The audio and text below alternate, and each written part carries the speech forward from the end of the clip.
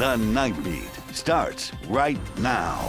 We're always praying for somebody to be alive, but at the very least to give some closure to the families that are waiting to hear from their loved ones here. The death toll rising after that condo collapsed nearly a week ago, and the search for survivors continues in Florida tonight. The new warning revealed coming up. Plus, researchers at UTSA are currently looking at ways to strengthen deteriorating infrastructure. We take a look at the testing now underway. But first, a brutal crash leaving a man without his leg after undergoing emergency surgeries in a San Antonio hospital. Police say the man responsible for that crash is accused of driving while intoxicated. The victim is from Lubbock and was here visiting family. The night team's Daphne Gray spoke with the victim's niece, who says it's a visit that forever changed their lives. 1 minute you're okay, and it's just like 1 minute out of nowhere, your life changes. Saida Martinez, who didn't want her face shown, just got back from visiting her uncle, 42-year-old Jose Martinez, in the ICU. He's doing okay right now. They're hoping to wake him up tomorrow. San Antonio police say Jose was unloading things out of the trunk of his car on Great Spirit Drive when this man, 27-year-old Jorge Reyes, crashed his Mazda into the back of Jose. The collision crushed Jose between two cars, severing his right leg. Saida says it was a shocking sight to see. He couldn't take the pain anymore. That's when the ambulance took him and everything. Every time the family walks from their home, they're constantly reminded about that horrific crash based off the spray paint used by investigators that night. She said her uncle took care of her grandmother for a living, and the two were visiting from Lubbock. About 3 hours after they arrived, this was the scene. Reyes struggled through a sobriety test, which landed him in handcuffs for intoxication assault. Doesn't bring my Theo's leg back or anything, so. She says she will now be taking care of both her uncle and grandmother until he gets better. I would understand if it was a car accident, you know, but he was really intoxicated. I don't think I would be able to forgive him, and neither could my uncle. Saida hopes her uncle's story reminds people about the impact of their decisions. It can change other people's lives, you know. It's like him, he's in prison, I mean, but he's like doing fine. My uncle's life changed, you know. We don't know how he's going to react whenever he wakes up and, you know, everything that happened to him. Reyes remains in the Bexar County Jail, his bond set at $25,000. The family did say that they're planning future fundraisers to help with medical and recovery expenses for Martinez. Live at the Bexar County Jail, Daphne Gray, KSAT 12 News. Thank you, Daphne. Now to a Nightbeat update. In the case of a missing man who disappeared around Memorial Day, 35-year-old Kirk Jones was last seen riding his motorcycle on the northwest side. At the time, he was wearing this custom-made bike helmet with a green octopus on it. His mother says his motorcycle was found in a deserted area in Jackson County, Oregon on the 13th, but there was no sign of him or his helmet. The San Antonio Police Department is still asking anyone who has seen Jones or knows of his whereabouts to contact their missing persons unit. That number is there on your screen, 210-207-7660. More animals are being brought in, but shelter space is running out. It is a problem facing San Antonio's animal care services tonight.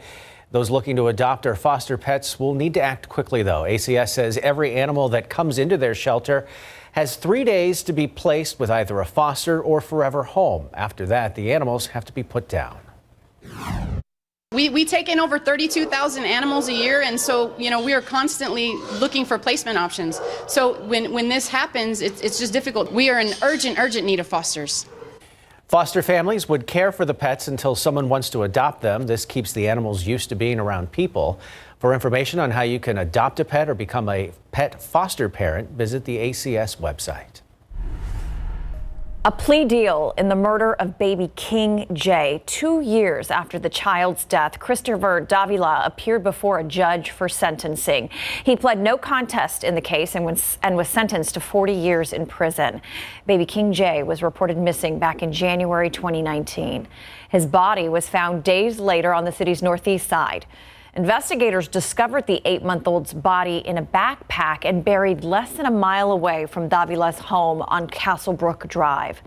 Police determined Davila staged the kidnapping with help from his mother and cousin. Davila's mother, Beatriz Sampaio, and cousin, ANGIE TORRES, are facing tampering with evidence charges in this case. No word on when their next court date will be. A former juvenile detention officer finding himself on the other side of the law. 31-year-old Ramon Montoya is accused of using excessive force and fracturing a 13-year-old's shoulder.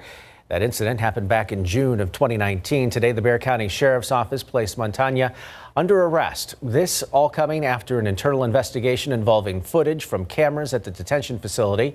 Montoya now faces trial. His charge: assault causing serious bodily injury to a child, which is a first-degree felony, punishable by 5 to 99 years or life in prison and a possible fine of up to $10,000. Right now on KSAT.com, a Trinity University student killed. A lawsuit now filed against the school and the man accused of killing Kaylee Mondati. It is a case we've been following since Mondati's death in 2017. A mistrial was declared in 2019 and a retrial now set for August. Now a civil lawsuit filed today alleges Mondati's boyfriend assaulted the university cheerleader multiple times and accuses the university of failing to intervene. Well, tomorrow, another visit to the Texas-Mexico border. Governor Greg Abbott and former President Donald Trump set to tour an unfinished border barrier. This, as some counties in Texas are deciding to pull out of the governor's disaster declaration. The Night Team's Jonathan Cotto is in the Rio Grande Valley with the story. Jonathan? That's right. I'm located in Hidalgo County, which is actually one of several counties who have opted out of Governor Abbott's disaster declaration. In fact, all 4 of the Valley's counties have officially steered away from calling this a disaster.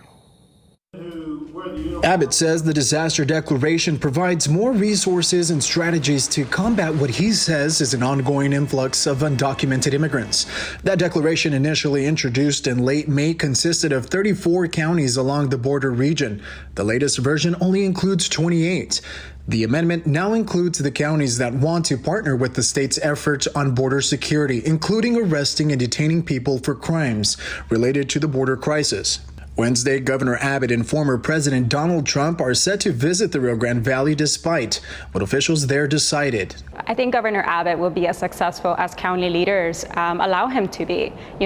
All the county leaders in the RGV have checked the facts, and I think they looked within themselves and they said there is no border crisis. In a statement, Hidalgo County Judge Richard Cortez says Governor Abbott apparently has information they don't. He adds, in speaking to local law enforcement, they have not reported levels of criminal activity that would require a disaster declaration. In Zavala County, another county that opted out of Abbott's plan, the sheriff's office is petitioning its residents to ask the county judge to declare their sector a disaster so they can be eligible to receive funds. La Unión del Pueblo Entero putting into question some of the counties like Midland deciding to opt in Abbott's plan. I was surprised to see that county, being part of a border disaster declaration. But that, as well as the governor partnering with Trump, when Trump is directly responsible for so much of what we're seeing at the border, that people don't have a safe or fair way to enter the country. Governor Abbott continues his effort so Texas can build its own border wall, providing $250 million in state funds as a down payment. The state has received more than $450,000 in private donations, but the total cost of the project remains unclear. And it's exactly the unfinished parts of the wall like you see behind me that both Trump and Abbott will be touring along with other state officials and law enforcement. Tomorrow, we'll be following their visit closely and bringing you all the latest. Reporting from the Rio Grande Valley, Jonathan Cotto, KSAT 12 News. Thank you, Jonathan. Back here at home, the Secretary for the Department of Homeland Security was in San Antonio earlier today. His focus, vaccination rates. DHS Secretary Alejandro Mayorkas took a quick tour of the mass vaccination site at the Wonderland of Americas. President Joe Biden set a goal of getting 70% of U.S. adults vaccinated with at least 1 dose by July 4th. Here in Bexar County, Metro Health says nearly 73% of people ages 12 and older have at least 1 dose of the vaccine. State statistics show 57.5% of Texans 12 and up have at least 1 dose of the vaccine. However, the state's numbers don't include the doses service members and veterans received through the Department of Defense or Veterans Affairs. Still ahead on the Nightbeat, it's a competition that had many logging on to cast their votes. But could a South Texas native beat out the competition in this NASA contest? A look at who took the top spot. Plus,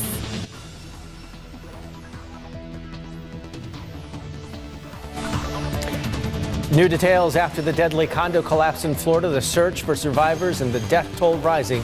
The latest coming up. and the research happening here in San Antonio that could help strengthen infrastructure across the nation. It's next on the Nightbeat.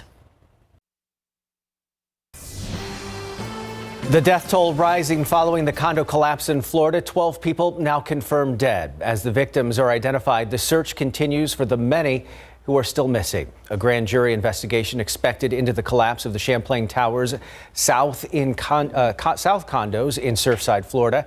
ABC News confirming a letter was sent to residents back in April warning damage had gotten, quote, significantly worse, end quote.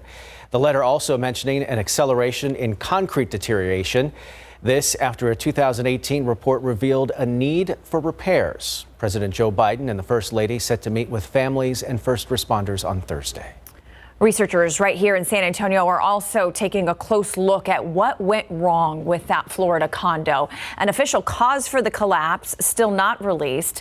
The Night Team's Patty Santos tells us ongoing research here in San Antonio is helping to strengthen compromised infrastructure across the nation. Landscape and weather makes construction in Florida different than anywhere else, says UTSA professor Adolfo Matamoros. It's possible, for example, that this building was affected by storm surge during a hurricane, but certainly we don't see that type of situation here in San Antonio. But here's how it generally works. Federal, state, and local laws oversee the construction of buildings. But once they pass final inspection here in San Antonio, the city is never really involved unless the building is compromised. Matamoros says that might need to change nationwide following the Florida investigation. Regardless of what we find out to be the cause, maybe we need to begin to look at a closer time span and start looking at buildings at 20 years out. Engineering researchers at UTSA are currently looking at ways to strengthen deteriorating infrastructure. But you can see the column. I wouldn't be shocked if this exact same thing might have happened at some point. A large-scale testing lab lets researchers experiment with structures that are up to 3 stories high and simulate earthquakes, hurricanes, and blast effects. Award-winning UTSA research has also led to the use of carbon fiber reinforced polymers, a cheap, easier, and faster way to repair deficient concrete bridges. So you're adding this material that's about 0.04 inches thick on a bridge section, and we're getting strength gains up to 50-60% with that material. This method is already used by TxDOT and other transportation departments across the nation. Overall, Matamoros says buildings are built safer as more research is done. Codes are built so that an event like the one that happened in Florida has a very, very small probability of happening. And he points to past bridge collapse tragedies that have led to national safety changes that now lead to the inspection of bridges nationwide. And he thinks something similar could happen in the future for large buildings. Tim, ECs. Thank you, Patty. The votes were cast in NASA's contest, and now the totals are in. Laredo native Arturo Campos will now be honored on the new Orion spacecraft. The mannequin, or moonikin, on that spacecraft will be named after the famous NASA engineer. The Campos moonikin will be sitting in the commander's seat and will be equipped with several sensors to record data throughout the mission around the moon. The information will be used to protect astronauts on the new spacecraft for the next trip to the moon. Campos passed away in 2004. He is known for helping bring the Apollo 13 back to home safely after an oxygen tank on board exploded 2 days into the mission.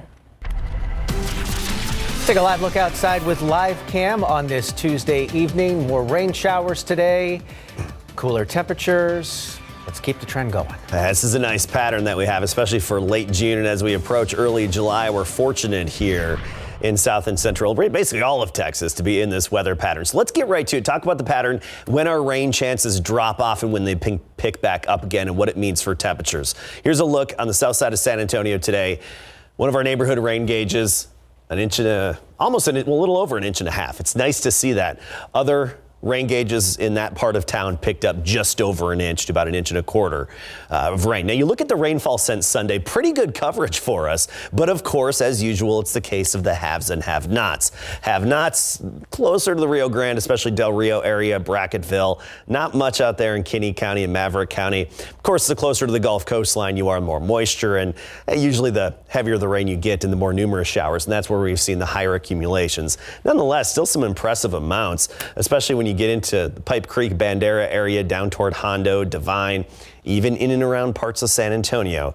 We've seen well over an inch and even a couple of inches in some highly isolated neighborhoods. So here's a look at the radar from today. Good maintenance rain. This is what we like to see. It's diurnal in nature, so it's really driven by the heat of the day and the sun warming us up. That's why we see the most numerous showers and downpours in the afternoon. And then once you get to the evening hours, here we go. The sun sets and the rain starts to disappear. This is going to be the case again as we get into tomorrow. I do think by Thursday and Friday, we'll turn off the tap for a few days. So we've got this heat high that's over Washington, D.C. now. A little bit of that's going to peel off and head our way and plant itself overhead and basically prevent us from getting much in terms of rain once we get into Thursday and Friday. That's when that's really in control of our weather. This isn't a big heat dome, not a big summer heat high. It's a little blue H more than anything, but enough to, I think, turn off the rain for a few days there, Thursday and Friday. That's why I see those rain chances from 40% tomorrow, so more of the same tomorrow.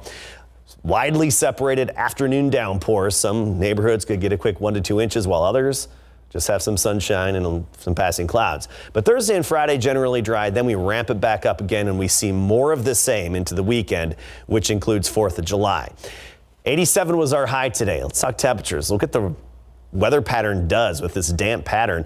Over 1/2 inch of rain at the airport kept temperatures down. Lubbock, Amarillo, highs only in the 70s along with El Paso. Meanwhile, Del Rio, drier, more sunshine, 96 today, topped out at 87 in Hondo. I do think we'll be very similar temperature-wise as we get into tomorrow as well. Right now, we're mostly in the 70s. We'll wake up to a temperature of about 73 tomorrow morning, a stray shower or two to start the day, but then becoming more numerous as we get into the afternoon with that peak heating from the sun, upper 80s, and then after sunset, those rain showers really start to dissipate. Temperatures more specifically back into the 90s in Del Rio, generally upper 80s elsewhere. Lackland about 87, Converse 88, and Bernie 86 for the high. I mentioned 4th of July and into the weekend, it's going to be very similar to the past couple of days. Keep in mind, this is the kind of rain that often you can keep swimming in because there's little to no lightning and thunder. It's not dangerous. It's mainly just heavy rain. All right. Thanks so much, Adam.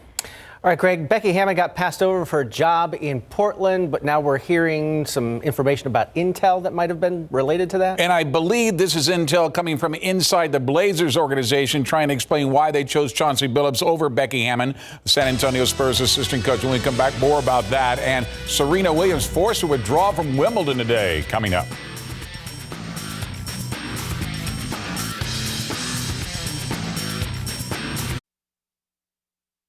The reason why San Antonio Spurs assistant coach Becky Hammond did not get the job in Portland is due to intel the team received from the Alamo City and other sources questioning her day-to-day coaching responsibilities. That's according to Bleacher Report after Blazers owner Jody Allen was very much in Becky's corner about becoming the first female head coach in the NBA history. Instead, the job went to former Detroit Piston and Clippers assistant coach Chauncey Billups in a 5-year contract. The less than flattering background check seems pretty ambiguous and could be just an excuse not to take the chance on being a pioneer in the NBA with the franchise players such as Damian Lillard. After all, if she lacked those so-called day-to-day qualities, why in the world would 5-time NBA champion Greg Popovich have Hammond as one of his top assistants since 2014, even promoting her to the front row in 2018? There are 3 vacancies left, including Orlando that Hammond interviewed for, but Portland was believed to be her best shot this offseason. Hawks All-Star guard Trae Young out for tonight's Game 4 of the Eastern Conference Finals against the Bucks with a bone bruise in his right foot after stepping on a ref's foot Sunday night. Hawks playing inspire ball early, though. Lou Williams gives Atlanta a 10-point lead when he knocks down the 3. The Bucks kick right back. Bobby Portis Jr. the catch-and-shoot 3 caps off a 14-4 run. Hawks lead is down now to 3 after 1. Hawks turn up the defense. Cam Reddish gets a steal off of Chris Middleton. Clint Capella scoops it up, lobs it ahead to Reddish, and then slams it down. 11-point lead, final minute of the quarter. Capella in the lane. Rain finishes with a bank shot for a 51-38 lead at the break. The injury bug bites the Bucks in the third. Giannis Antetokounmpo going up to contest this basket as he lands on his left leg. Watch this. He hyperextends his left knee, falls to the floor in pain. He would limp off the court to get evaluated and would not return. The Hawks take advantage of the shorthanded Bucks.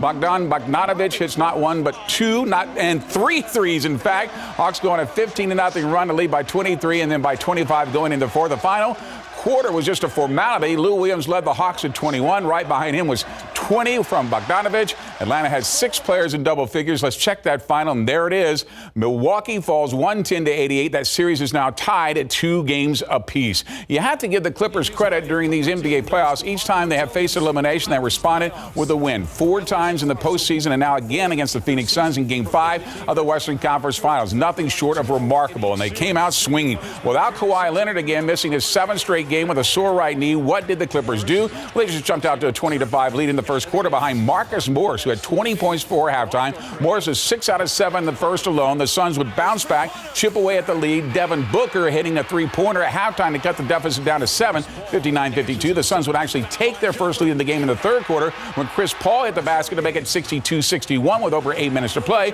But the Clippers responded behind playoff Paul, who hit back-to-back three-pointers to push LA out to a 12-point lead. George would finish with a playoff career high in scoring 41. The Suns behind Devin Booker's 31 points will get as close as 4 points with just 7 minutes to play. But that's when the Clippers go on a 10-2 run and pull away for the 116-102 victory in Phoenix. And now the series shifts back to LA for Game 6 tomorrow, with the Clippers facing elimination again, down 3-2.